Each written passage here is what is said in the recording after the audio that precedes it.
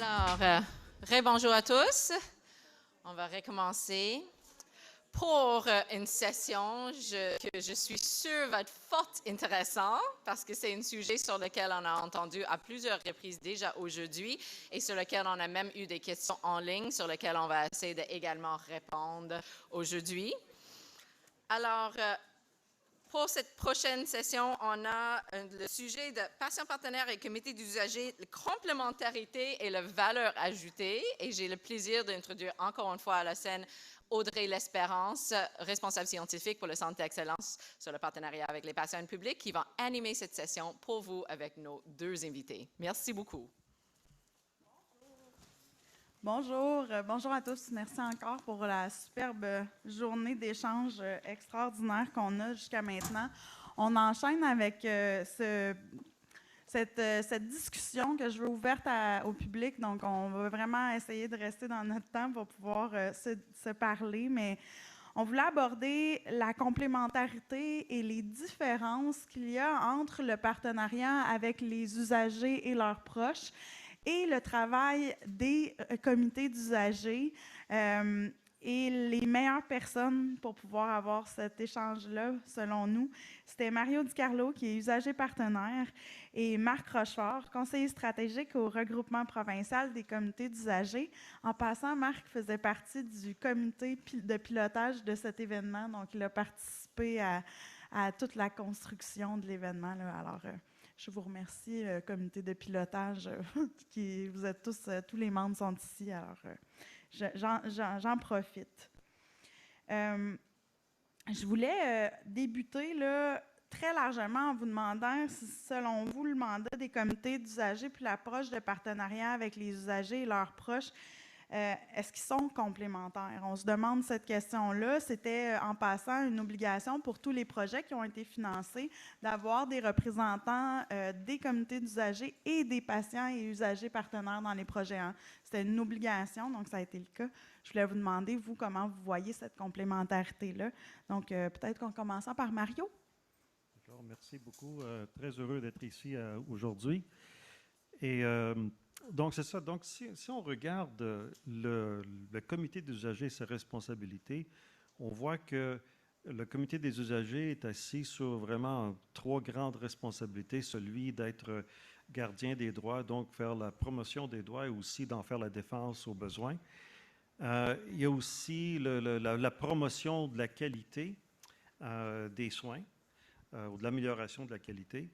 Et puis, il y a aussi de voir la satisfaction des patients, des usagers.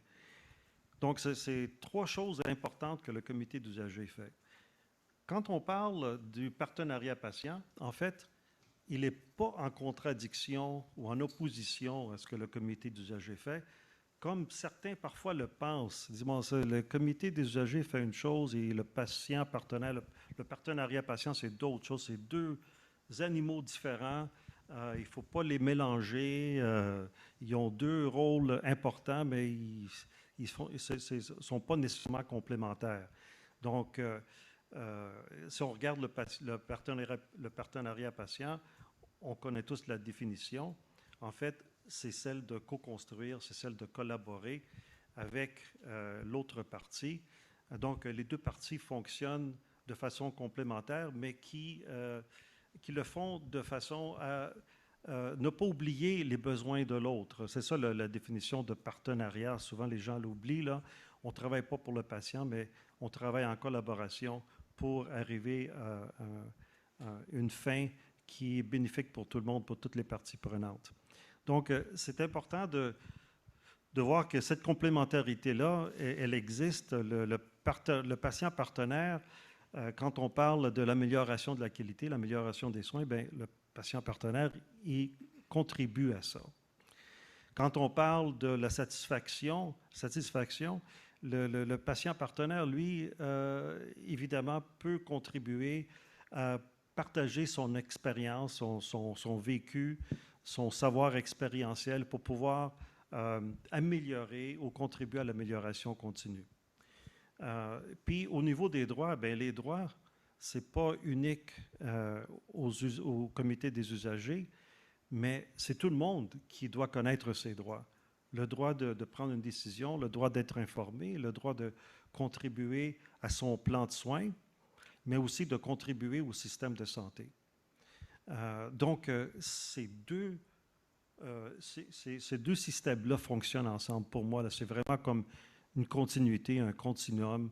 Ça va ensemble. Marc, je me permets de présenter les fonctions légales des comités d'usagers à ta demande, juste pour les remémorer pour tout le monde, puis qu'on voit aussi les liens qu'on pourrait faire, puis après je te donne la parole. Le premier, c'est de renseigner les usagers sur les droits et leurs obligations. La deuxième, c'est de promouvoir l'amélioration de la qualité des conditions de vie des usagers et évaluer le degré de satisfaction des usagers à l'égard des services obtenus de l'établissement. La défense des droits et des intérêts collectifs des usagers, ou à la demande d'un usager, ses droits et ses intérêts en tant qu'usager auprès de l'établissement ou de toute autorité compétente. D'accompagner et d'assister sur demande un usager dans toute sa démarche qu'il entreprend, y compris lorsqu'il désire porter une plainte. Et s'assurer, le cas échéant, du bon fonctionnement de chacun des comités de résidents et veiller à ce qu'ils disposent des ressources nécessaires à l'exercice de leurs fonctions. Et évaluer, le cas échéant, l'efficacité de la mesure mise en place en application des dispositions d'un article de la loi sur la santé. Ceci dit, oui, ça va venir. Ceci dit, avant d'intervenir, j'aimerais saluer Diane Brodeur, qui est présidente du comité d'usagers du CHUM. Oui. Et le comité d'usagers a été impliqué, ce matin, on parlait de l'importance. Ce matin, on parlait de l'importance de certains patients qui ont collaboré au devenir du CHUM. Je peux vous dire à quel point j'ai été témoin de l'implication du comité des usagers du CHUM lorsqu'ils étaient toujours installés dans 3 vieux établissements. Alors, je tenais à vous saluer puis à saluer l'ensemble des comités des usagers à travers le Québec qui s'activent au quotidien dans l'amélioration de la qualité des soins et des services dispensés à toute la population du Québec. Complémentarité, oui. C'est une valeur, c'est essentiel. Mais comme le disait tantôt l'animatrice de la présentation, le législateur a voulu au Québec ensacher dans la loi sur les services de santé et services sociaux des fonctions légales que l'ensemble des comités doivent assumer pour lesquelles ils sont imputables. On se rappelle qu'au Québec, il y a la présence d'à peu près 600 comités des usagers de résidents qui sont présents dans l'ensemble des réalités cliniques, tant santé que services sociaux, pour des clientèles très variées, des clientèles avant la naissance jusqu'après la mort, puisque quand on parle d'usagers du système de santé et de services sociaux au Québec, on ne doit pas dissocier pour aucun élément les personnes proches aidantes qui gravitent autour des usagers. Et souvent, les personnes proches aidantes sont appelées à relever une foule de défis, souvent de façon isolée. Alors oui, complémentarité, l'approche patient-partenaire est davantage présente dans plus la mission hospitalière. Au RPCU, on a toujours encouragé cette approche de complémentarité, qu'est l'approche patient-partenaire, et on a voulu outiller l'ensemble des comités des usagers et de résidents du Québec à aller dans cette même vision de partenariat. C'est la raison pour laquelle, quand le ministère de la Santé et des Services sociaux a réfléchi à la préparation d'un cadre de référence sur l'approche de partenariat, on a rapidement offert notre contribution au RPCU. Je faisais partie de l'équipe avec les délégués du ministère et on a voulu, toujours dans cette voie-là, après l'adoption du cadre de référence, organiser un congrès qui s'est déroulé au mois d'octobre 2019, où le thème du congrès à Rivière-du-Loup était sur l'approche de partenariat, mais pas spécifiquement rattaché à la mission hospitalière et plus médicale, mais dans l'ensemble des sphères du réseau de la santé et des services sociaux. Donc, on a été heureux dès le départ de collaborer en outillant davantage. À l'époque, on avait fait un recensement, puis il y avait 6 000 bénévoles, plus ou moins, impliqués au quotidien dans l'ensemble des comités de résidents et d'usagers. Et au RPCU, on se devait de collaborer au fait que ces bénévoles-là soient outillés pour mieux comprendre l'approche de partenariat, mais aussi de façon à devenir de réels partenaires à l'intérieur des établissements de santé et de services sociaux. Alors oui, la complémentarité, et oui, c'est une valeur qu'on préconise et pour laquelle on a comme mandat d'accompagner chacun des comités de résidents, comités d'usagers, en leur donnant des moyens. Un peu comme un lien, dans le fond, entre les établissements, les CCSUS, puis les communautés de patients. C'est un peu ça que ça peut créer un lien? Oui, on peut créer un lien, mais avant d'aborder les comités de patients ou comités d'usagers, quand Mario, tantôt, parlait des droits, sachez, dans la loi, on a des droits comme usagers.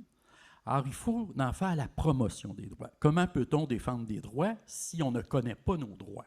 Donc, c'est important. Et oui, les comités d'usagers font la promotion des droits au RPCU en association avec Vigie-Santé. On a pris sur nos épaules de mener à bien une semaine nationale sur les droits de l'ensemble des usagers du réseau de la santé et des services sociaux, mais il n'appartient pas seulement aux membres de comités d'usagers de faire la promotion des droits. Il appartient aux élus, aux gestionnaires des établissements en collaboration avec les membres bénévoles engagés au sein des comités. Donc, ensemble, on a une responsabilité à se partager. Oui, merci. Mario, qu'est-ce qu'il faut concrètement pour assurer que ça soit la voix des usagers dans ce continuum-là dont vous parliez plus tôt? Bien, c'est important premièrement, il faut faire connaître les droits, comme on le disait, mais aussi il faut faire connaître c'est quoi le partenariat. Puis je pense qu'il y a un réel besoin de formation, soit au niveau des patients, de leur faire connaître c'est quoi le partenariat patient. Je pense qu'on l'avait mentionné dans une session précédente. Très, très important parce qu'on s'occupe beaucoup de former les professionnels de la santé, soit les futurs professionnels de la santé à l'université, ou de former les gestionnaires dans les organismes, etc. Mais il n'y a pas grande formation pour les patients. Puis donc, pour qu'un patient devienne partenaire, il faut d'abord qu'il se connaisse, qu'il puisse s'autogérer aussi. Donc, d'avoir des notions d'autogestion de sa santé. Et puis de pouvoir s'embarquer ensuite pour pouvoir partager son savoir avec les organismes. Donc, dans ce continuum, par exemple, si je regarde mon propre parcours, j'ai déjà vécu des situations où je suis à l'hôpital et puis j'ai une expérience, une mauvaise expérience à l'hôpital et puis là, je dois faire ce que je dois faire pour essayer d'avoir la collaboration de l'autre partie pour me faire soigner. Mais après avoir terminé tout mon épisode de soins, là, et avec un certain recul, et je regarde comment les choses sont allées, qui sont bien allées, qu'est-ce qui est mal allé, j'ai une réflexion, j'ai appris quelque chose. Et à ce moment-là, même si j'ai dû défendre ma santé, parler aux médecins, aux gestionnaires, peut-être même aux commissaires aux plaintes, ensuite, je dois m'activer et je m'active en partageant ce que j'ai appris, mon vécu avec le système de santé, avec les gestionnaires, avec les professionnels de santé qui sont intéressés à cheminer et à grandir et à améliorer le système. Donc, j'ai un certain rôle à jouer. Donc, même si j'ai commencé avec la défense de mes droits, si vous voulez, je termine en collaboration et en partenariat. Et ça, c'est dans mon cheminement direct. Donc, on le fait, on a tous des expériences un jour ou l'autre avec le système de santé. Et si ça s'arrête là et ça devient seulement une plainte qu'on dépose et puis qu'on ne fait pas partie de la solution, pour moi, on ne ferme pas la boucle. Merci, Mario. Mario, vous avez eu les deux chapeaux je pense que vous avez été membre d'un comité de résidents ou d'usagers et patients partenaires. Comment on le vit? Est-ce que c'est différent ou si, dans le fond, c'est aussi dans la continuité quand c'est des rôles différents? Oui, j'étais président de comité d'usagers au CUSUM il y a plusieurs années. Et j'ai fait partie du comité de résidents où mon père était installé dans une résidence en CHSLD. Donc, j'ai eu beaucoup d'expérience au niveau des comités des usagers et beaucoup d'expérience aussi en tant que patient partenaire avec différents organismes, que ce soit Agrément Canada, l'Université de Montréal, le CUSUM. En fait, on navigue un peu dans différents systèmes. Donc, j'ai porté le chapeau du comité des usagers et celui du patient partenaire et je l'ai même porté en même temps. OK? Donc, pas de façon en séquence, mais en même temps. C'est deux chapeaux, la même personne, deux chapeaux. Et je faisais partie de rencontres, par exemple, dans des comités avec les gestionnaires ou avec des cliniciens. Et parfois, on venait chercher, bon, on dit, on a besoin de quelqu'un du comité des usagers. Là, je me présente là. Mais ce n'est plus juste une question de comité des usagers. Là, je suis patient. Là. Je parle de mon expérience aussi. Donc, ça devient une confusion des fois. Est-ce que je suis patient partenaire ou est-ce que je suis là seulement pour porter la voix du comité des usagers? Et je pense que cette confusion-là, premièrement, elle est unique au Québec parce que ça n'existe pas ailleurs au Canada. On a des comités d'usagers qui sont ici, qui existent depuis une trentaine d'années. Et le partenariat patient est arrivé beaucoup plus tard. Ça fait quoi, 10-15 ans, là, mettons qu'on commence vraiment à parler de partenariat patient. Et puis, on n'est même pas rendu. On fait encore des rencontres comme celle d'aujourd'hui et on essaie de faire avancer la connaissance et puis que les gens s'impliquent, etc. Mais est-ce qu'il faut vraiment garder ces deux responsabilités-là vraiment séparées au couteau, là?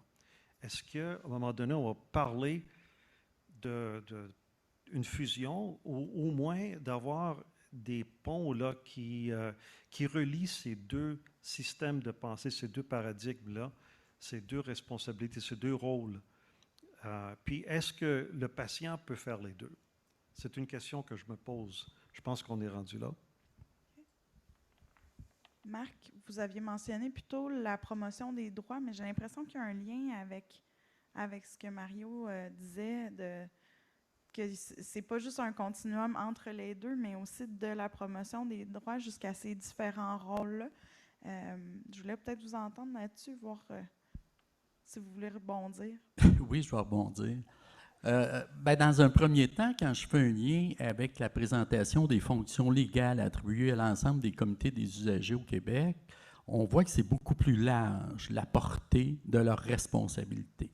Alors que l'approche patient-partenaire, c'est une des approches qui nous permet de bien accompagner l'usager, ces personnes proches aidantes, dans un épisode de soins et de services. Alors que dans d'autres réalités cliniques, il va y avoir des expériences similaires. Donc, les comités des usagers sont appelés à porter une attention particulière à l'ensemble des différentes expériences où l'usager, ces personnes proches aidantes, sont au rendez-vous. Hein? Il y a une vingtaine d'années, Marc-Yvan Côté, lors d'une réforme, on en a connu plusieurs dans le réseau, avait déployé de replacer l'usager au cœur des préoccupations. Alors, 20 ans après, c'est ça. C'est comment les comités d'usagers doivent être attentifs à l'ensemble des réalités cliniques pour lesquelles ils ont une responsabilité assumée, puis comment s'assurer que pour chacune des réalités, tant au niveau jeunesse qu'au niveau des aînés, qu'au niveau de la mission hospitalière ou même communautaire, les mandats de santé publique, les CLSC, comment, dans le fond, on s'assure que la voix des usagers, que la voix des personnes proches aidantes, elle est au cœur des préoccupations de l'ensemble des intervenants. L'autre préoccupation qu'on porte, parfois, parfois, dans certains établissements, on se rend compte qu'il y a des gestionnaires qui ont le goût d'avoir l'opinion d'un usager et qui vont eux-mêmes pointer l'usager pour une question particulière. Quand ça arrive, moi, ça me laisse un peu mal à l'aise. Parce que je me dis, pourquoi ne pas interpeller le comité des usagers? Est-ce qu'on accepterait que des gestionnaires ou qu'une direction d'établissement, pour des questions de gouvernance ou des questions plus techniques ou scientifiques, pointe n'importe quel médecin d'un corridor au lieu d'adresser une demande formelle au Conseil des médecins dentistes pharmaciens? Or, dans le fond, l'approche, c'est de dire, on a un comité officiel d'établissement. D'ailleurs, il y a encore des organigrammes d'établissements de santé où le comité des usagers n'apparaît pas. On peut se questionner par rapport à ça.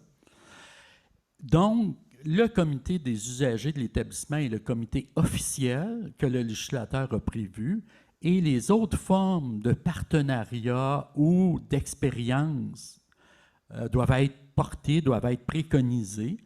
Mais encore une fois, il ne faut pas perdre de vue les clientèles les plus vulnérables. Et il faut que les établissements, il faut que les comités des usagers aient une sensibilité par rapport à des gens moins bien équipés pour exprimer leur point de vue par rapport à leur propre trajectoire pour l'épisode de vie qu'ils vont traverser. Il faut établir des mécanismes pour donner aussi la place qui revient aux personnes proches aidantes. Donc, oui, le milieu universitaire, le milieu hospitalier, la mission hospitalière, mais en même temps, il n'y a pas juste ça. Et comment, dans le fond, on déploie des stratégies pour aller rejoindre les usagers là où ils sont à différents moments de leur vie. Je ne sais pas si je... Oui, oui, tout à fait. Puis là, les deux, vous êtes allés justement sur des visions puis des zones. J'aurais envie de vous amener dans du super concret, peut-être en commençant par Mario, mais concrètement, là, ça veut dire quoi? Qu'est-ce qu'il faut?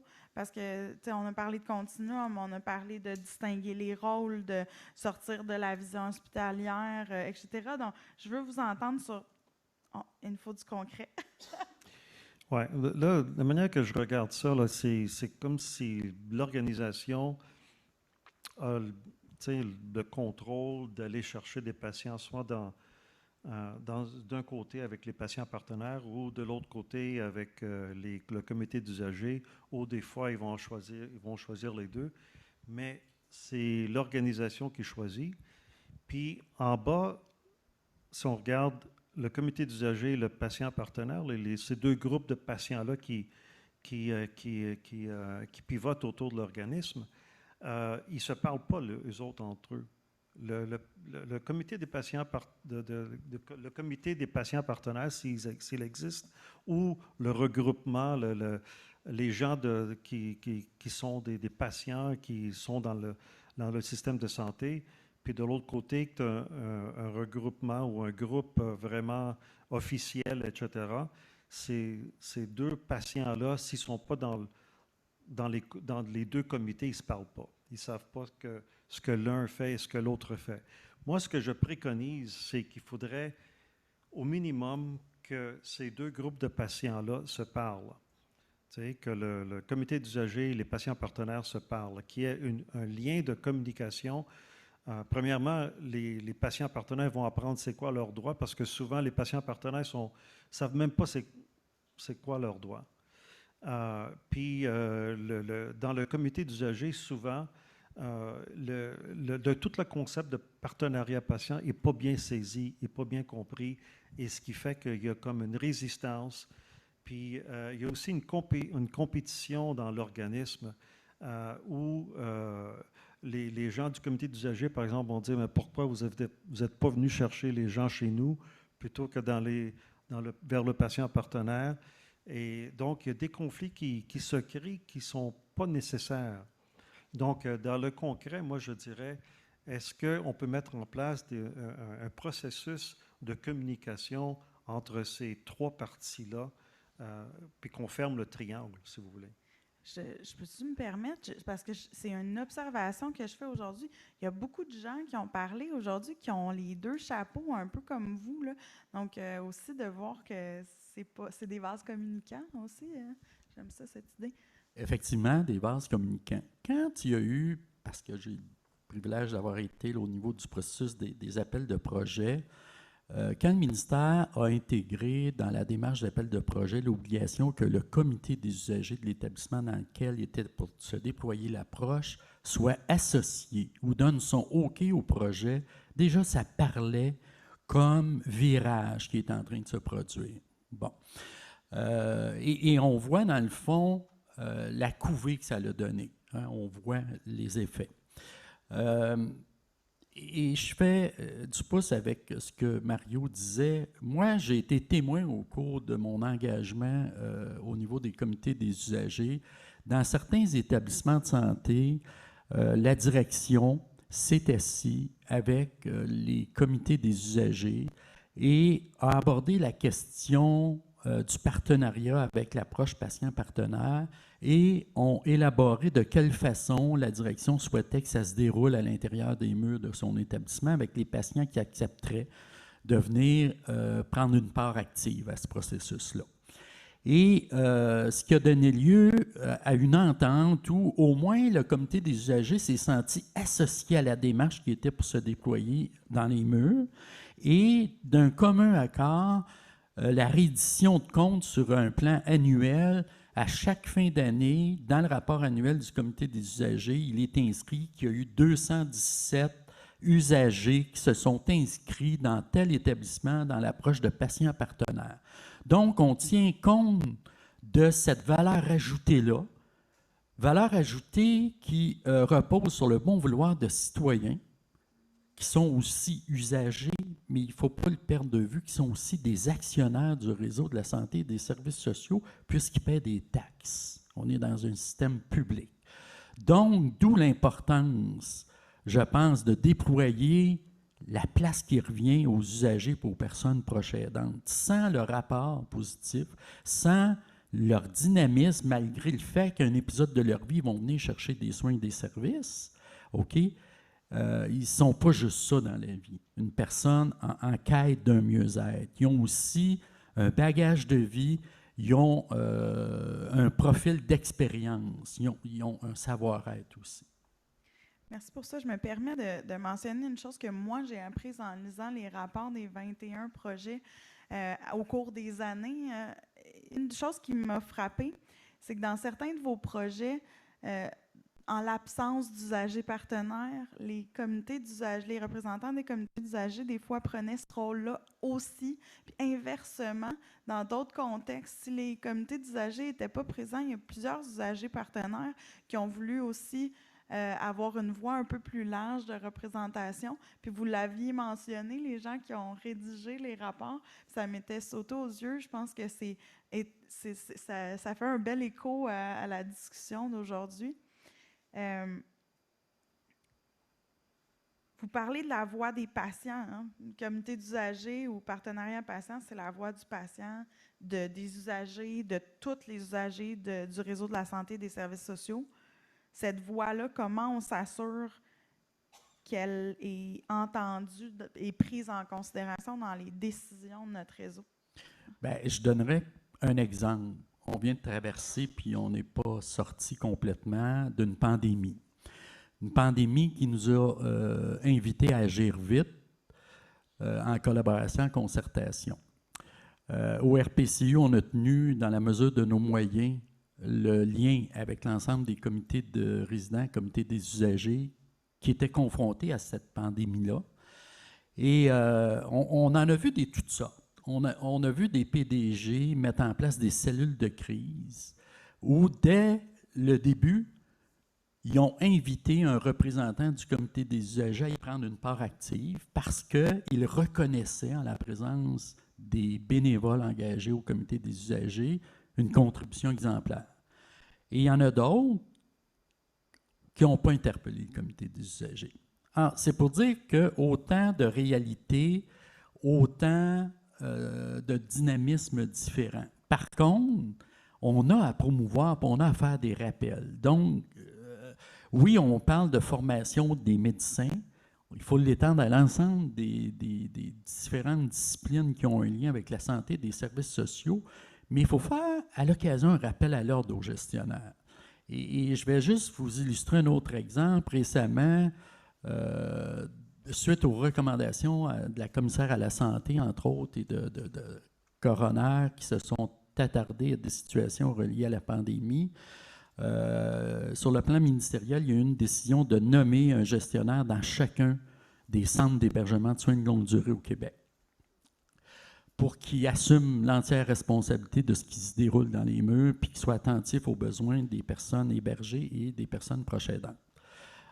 Écoutez, j'ai croisé au cours des dernières semaines des gestionnaires qui n'avaient jamais entendu parler du comité des résidents. Ils ne savaient pas qu'en étant nommé, un des partenaires essentiels dans la structure, dans l'installation, il était nommé, qui était pour avoir à composer avec des personnes bénévoles engagées à l'intérieur d'un comité légal qui s'appelait Comité des résidents. Alors, c'est pour dire que malgré les gains, malgré les avancées à certains chapitres, il y a encore de l'investissement, il y a encore un travail de sensibilisation à faire. Tout à fait. Mario, as-tu envie de rebondir, rajouter? Mais le point que Marc amène au niveau de la pandémie, c'est vrai qu'à un moment donné, il y a eu comme un hiatus où les patients, que ce soit les patients partenaires que les comités d'usagers, tout d'un coup sont devenus pas mal effacés. Et moi, ça m'a donné comme une douche froide en me disant, quand il y a vraiment une nécessité, une urgence, on dirait qu'on est moins important. Et je me dis, qu'est-ce qu'on peut faire pour qu'on revienne, là, vraiment qu'on puisse être des acteurs là, indispensables, même en cas d'urgence, les gens doivent être là, on doit être là. Puis aussi au niveau des proches, les proches aussi sont disparus. Okay? Je pense qu'il va falloir vraiment réévaluer tout ça et se dire comment est-ce que le patient devient incontournable dans notre approche, dans notre démarche.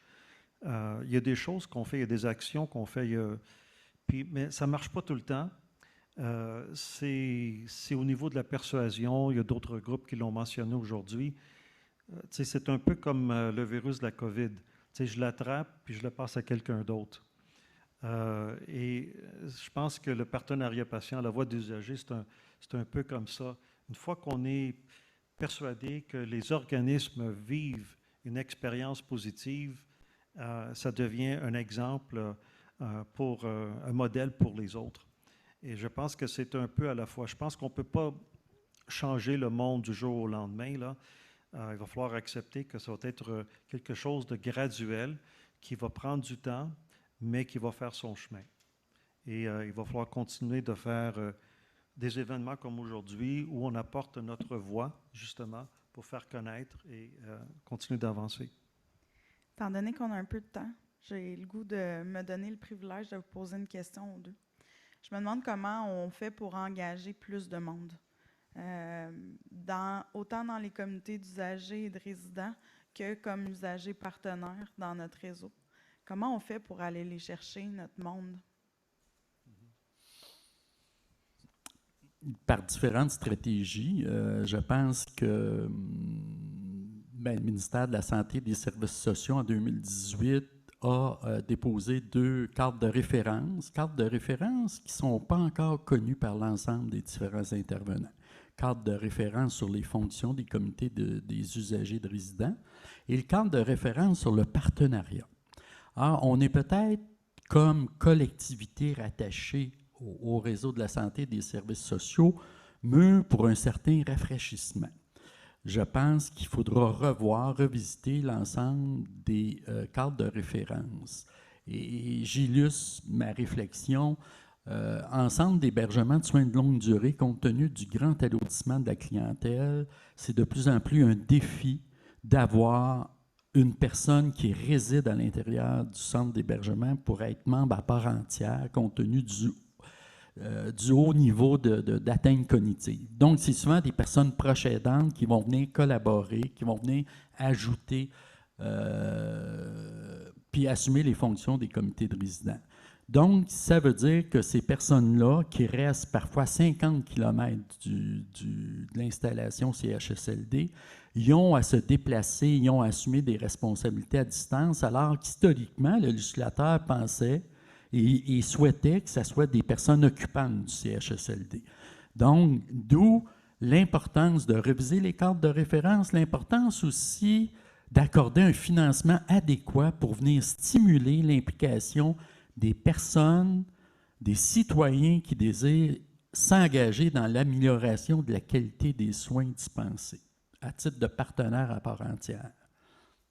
Merci. Mario? Ouais, je pense qu'il faut aussi activer les professionnels de la santé, que les professionnels de la santé qui sont persuadés parlent à leurs patients, puis qu'on ait des forums pour que les patients puissent s'impliquer. Donc, que les professionnels de la santé deviennent des porte-paroles aussi pour faire avancer la connaissance et le recrutement. Et aussi que les patients aujourd'hui sachent qu'ils peuvent s'impliquer. Ils n'ont pas besoin nécessairement de faire du présentiel, d'être là dans les organismes, mais aussi de le faire virtuellement, de pouvoir communiquer virtuellement, puis de communiquer selon leurs habilités aussi. Si une personne, par exemple, ne peut pas s'exprimer par la voix, elle peut peut-être s'exprimer à l'écrit. Aussi, peut-être penser qu'on ait des interprètes, parce qu'on a des gens qui viennent de d'autres pays qui ne maîtrisent pas la langue, qui se sentent un peu handicapés par la communication. Est-ce qu'on peut mettre en place des systèmes pour aller chercher l'information de ces gens-là, pour pouvoir les intégrer, aller chercher leur voix, et donc qu'ils participent à l'amélioration continue? Il y a plein de choses qu'on peut faire pour vraiment les recruter des gens, mais pas nécessairement les recruter à temps plein. Là. Tu sais, les gens contribuent de la façon qu'ils peuvent. Ça peut être 1 heure par mois, ça peut être 1 heure par semaine ou 5 heures par semaine, mais que les gens puissent s'impliquer, mais aller chercher c'est quoi les... Peut-être faire un sondage ou aller faire une recherche, voir c'est quoi qui empêche les gens de s'impliquer aussi. Ouais. Je pensais à un « je contribue », mais usager partenaire. L'autre détail important aussi, ça sera de s'assurer que les moyens ou que les facilités de l'implication soient équitables pour l'ensemble des personnes qui acceptent de s'engager dans ce processus d'amélioration-là. Je donne un exemple. On avait des usagers qui portaient les 2 chapeaux comme Mario quand ils venaient dans l'établissement, dans le centre hospitalier, à titre de patient partenaire. Il y avait un billet de stationnement gratuit. Il y avait un coupon à la salle à manger de la cafétéria, un coupon de gracieuseté pour le repas du midi. Alors que la personne bénévole qui venait dans le cadre de la semaine nationale sur les droits, le bénévole engagé dans le comité de résidents ou le comité des usagers avait à défrayer le stationnement, puis avait à défrayer son coût de repas à la cafétéria. Ou ce qui est la logique de tout ça.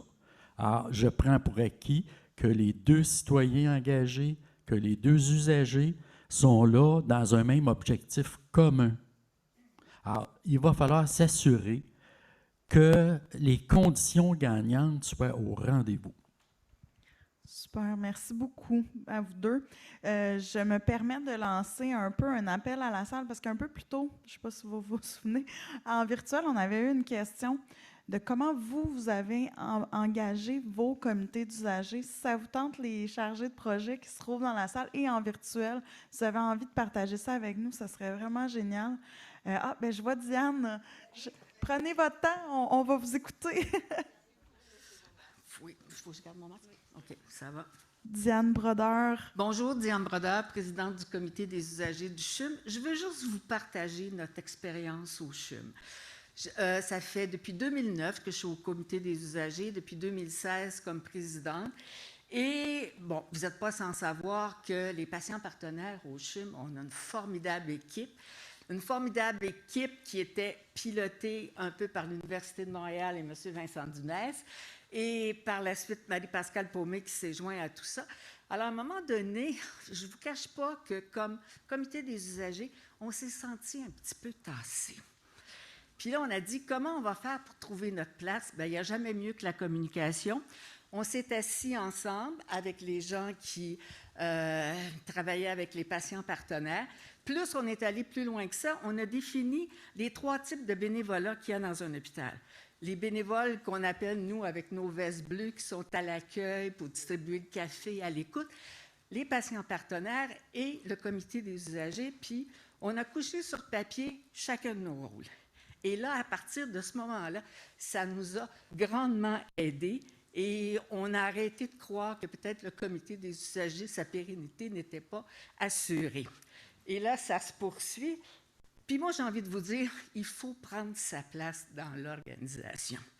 Il faut arrêter d'attendre après tout le monde.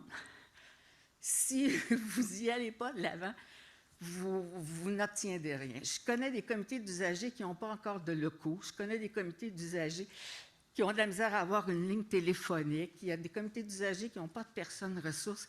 Alors, c'est dans la loi. Nous, ce n'est pas l'Université de Montréal, c'est la loi des services de santé et des services sociaux qui dicte au président directeur général des hôpitaux qu'on doit un local, qu'il doit y avoir un comité des usagers.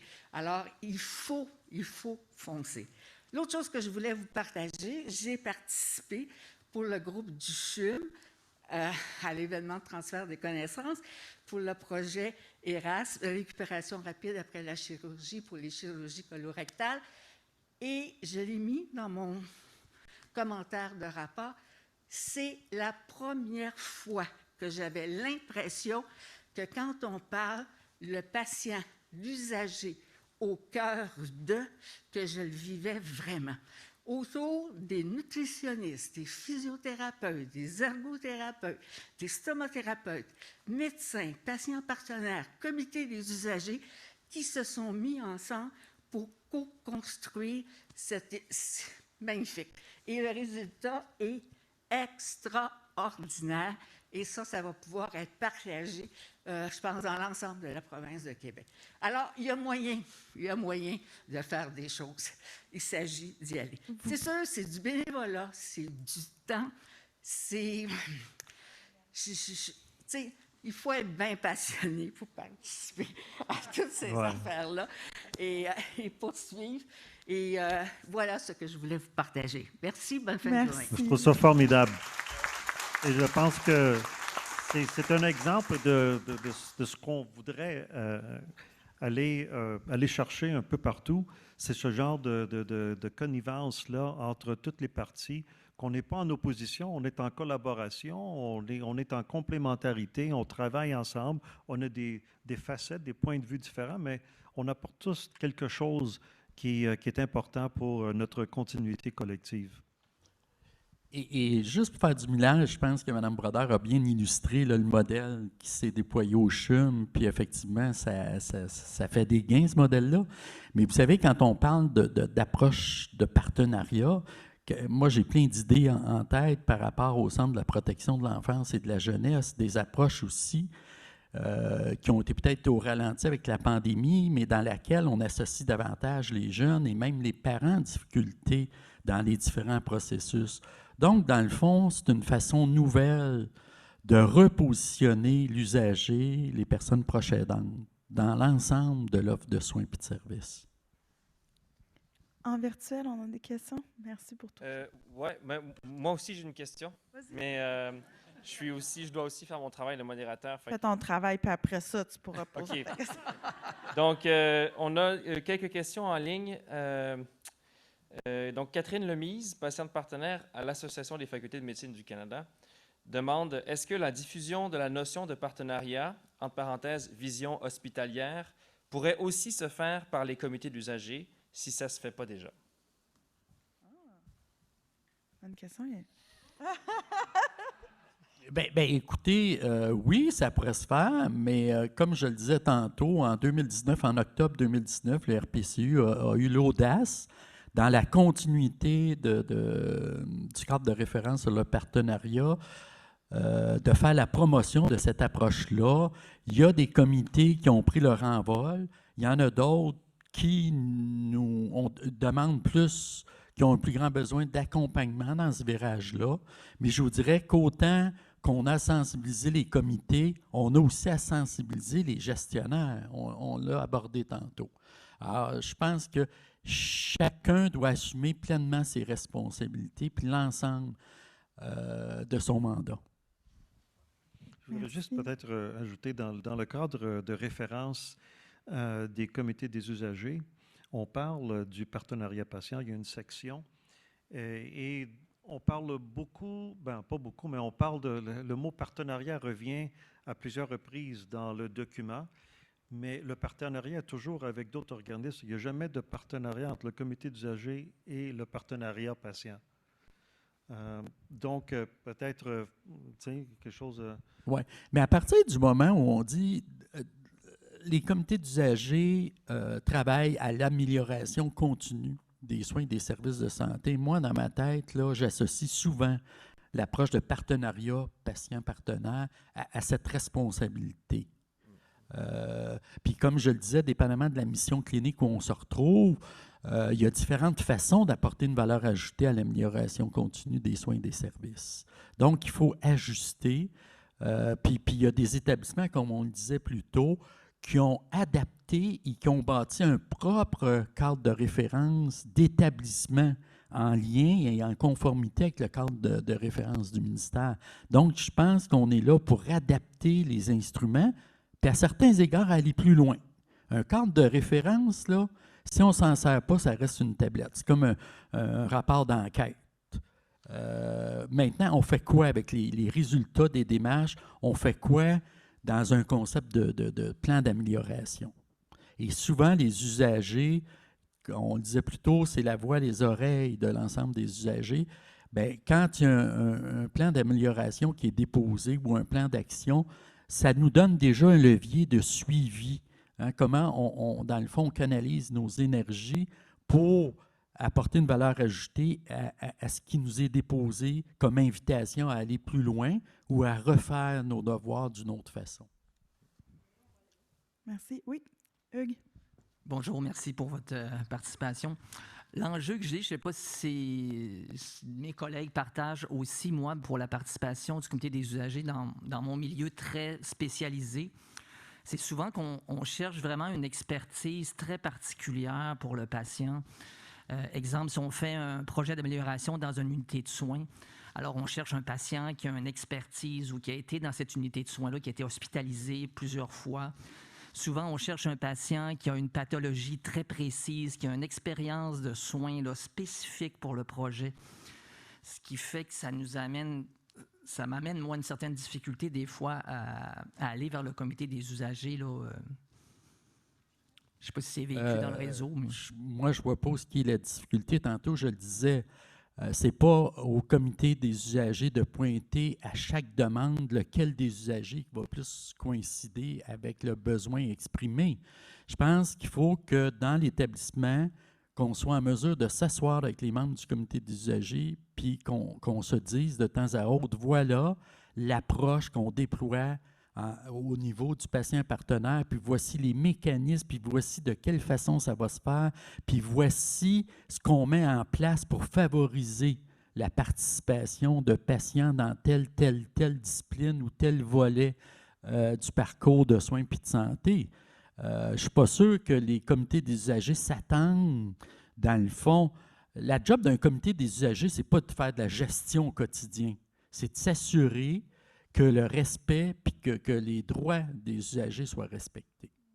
Il s'agit de travailler sur les mécanismes, les balises de l'implication. Puis, dans le fond, c'est ça, juste pour compléter, quand on veut aller chercher l'expertise d'un patient particulier, ce patient-là, il peut être dans la communauté ou il peut être même, peut-être qu'il est un membre du comité des usagers, ça n'a aucune importance.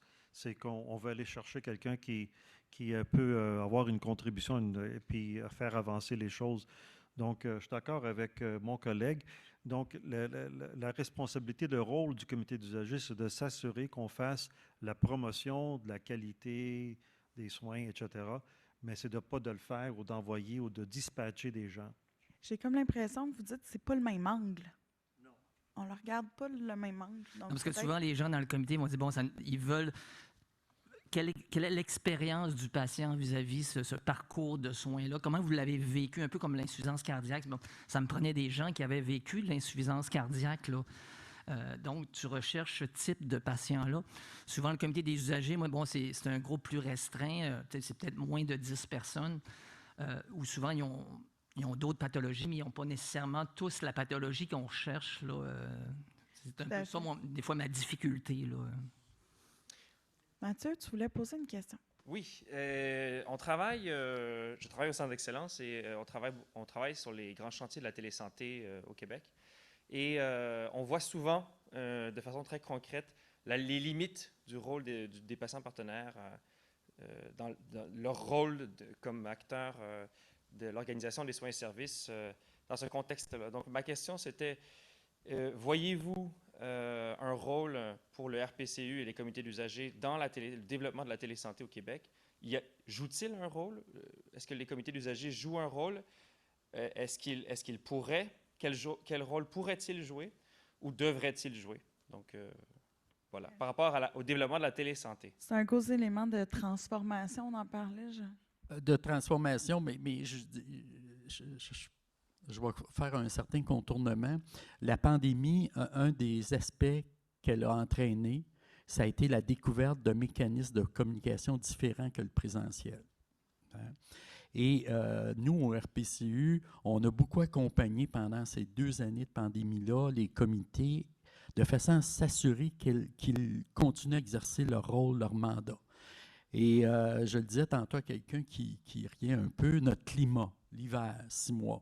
Je vais vous dire que pour des bénévoles engagés dans des comités d'usagers qui ont parcouru 125 km pour participer à la réunion mensuelle du comité des usagers sur la glace, puis on est dans une société vieillissante, c'est tout un défi.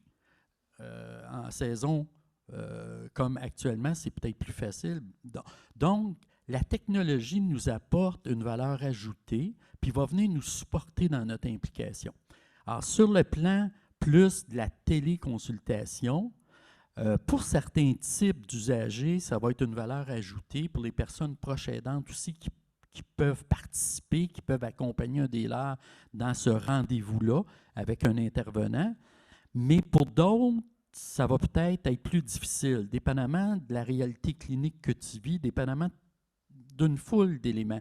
Donc, ce qu'on préconise, oui, on les accompagne dans ce virage-là, qui va apporter une valeur ajoutée dans leur parcours, puis la réponse à leur état. Puis on va les accompagner, comme je le dis, puis on va favoriser quand c'est possible. Mais en même temps, on le voit aujourd'hui, le présentiel est important. Donc, dans l'éventualité où tous les intervenants s'en vont à de la téléconsultation, on va se ramasser avec un méchant problème. Merci. Merci. Je vais me permettre, je vois des gens dans les allées, de prendre quelques questions, puis ensuite donner la réponse à nos collègues. Jean-Guillaume, on t'écoute? Moi, j'ai quelques éléments à mentionner. J'ai trouvé ça intéressant de voir apparaître ce panel-là dans la programmation parce que c'est une question qui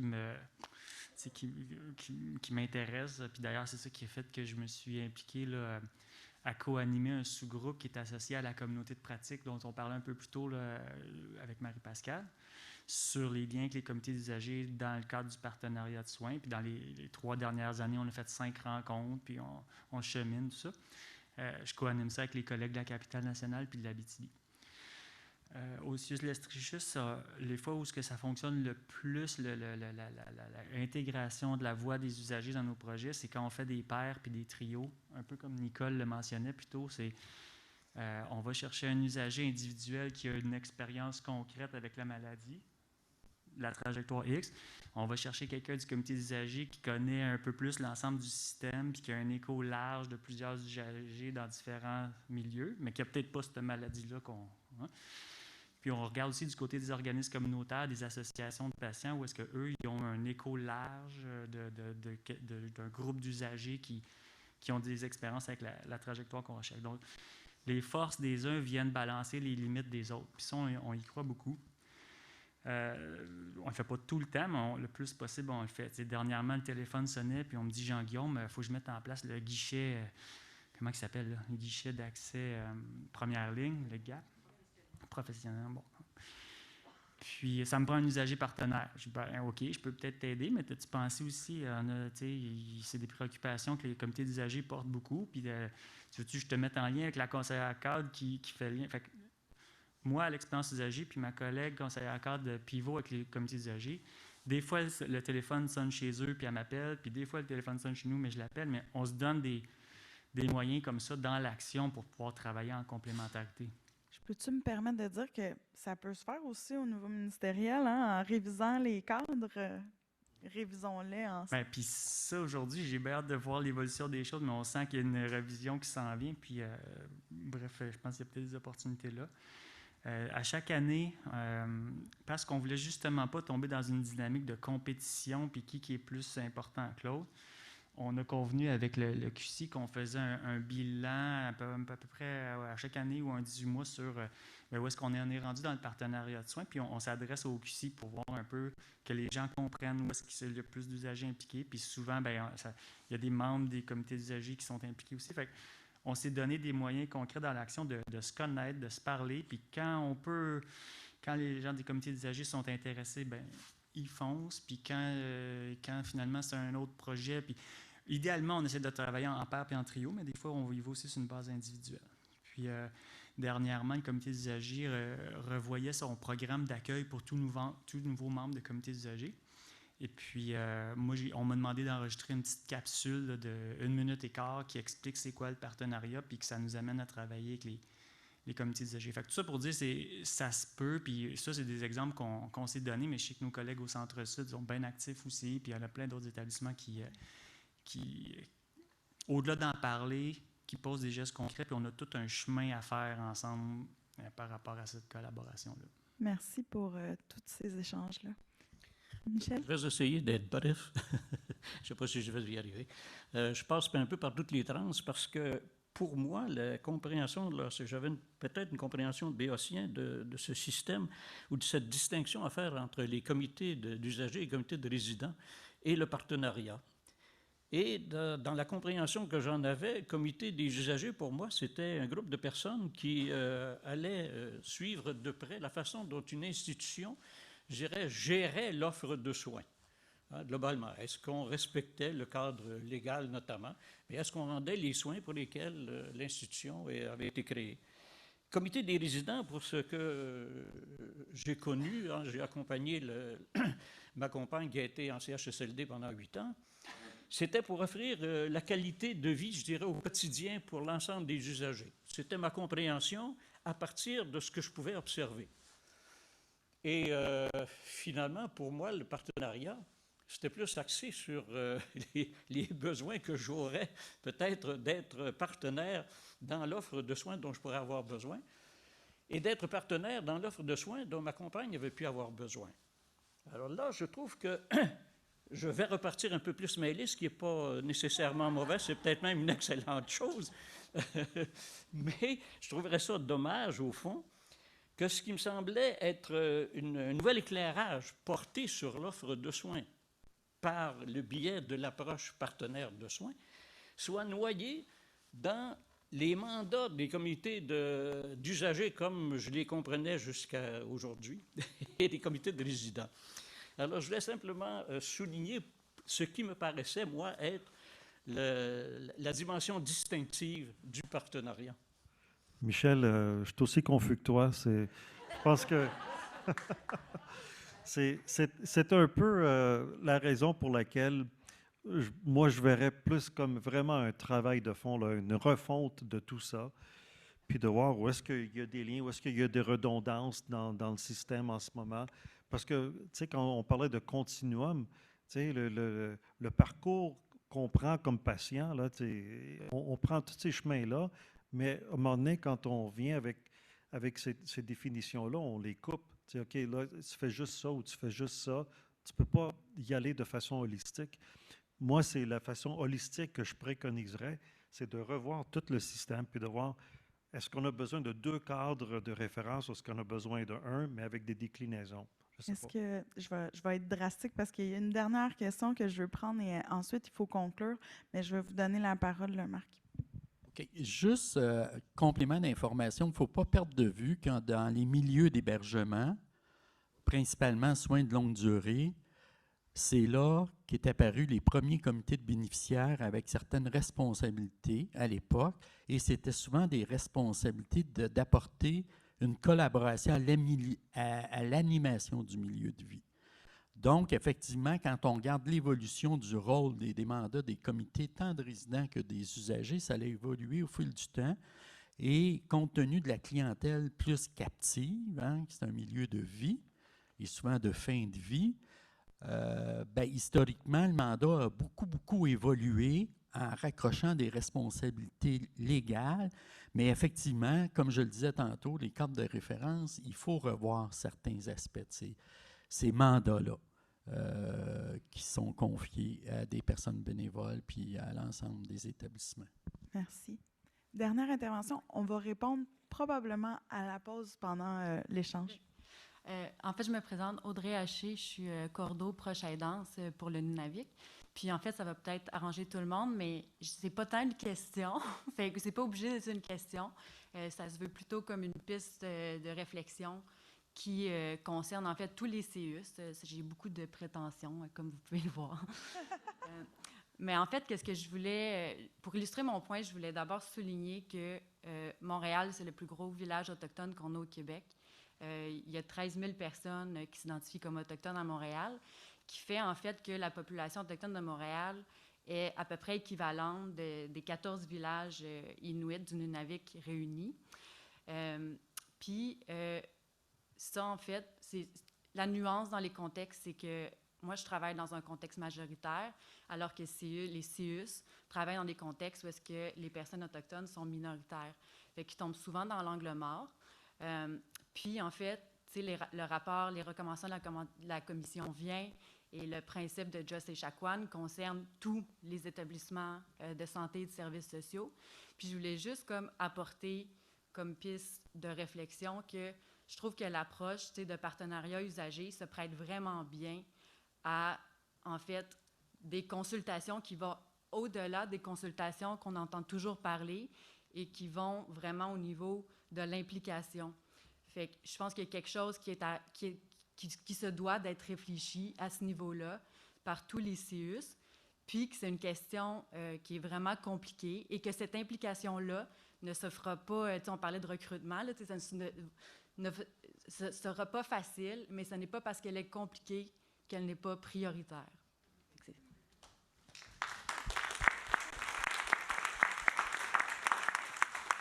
Ça ne pouvait pas être une plus belle conclusion à ce panel.